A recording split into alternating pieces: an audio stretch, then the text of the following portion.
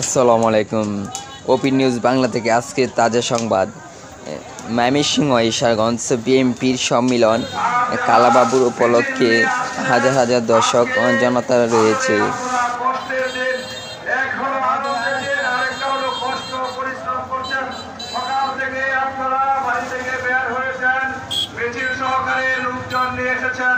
আমরা আপনাদের জন্য তেমন কিছুই করতে পারি নাই, বসার আসন দিতে পারে নাই, দাঁড়িয়ে থেকে আরেকটু কষ্ট করতে হবে, সেজন্য আপনাদের কাছে আন্তরিকভাবে দুঃখিত।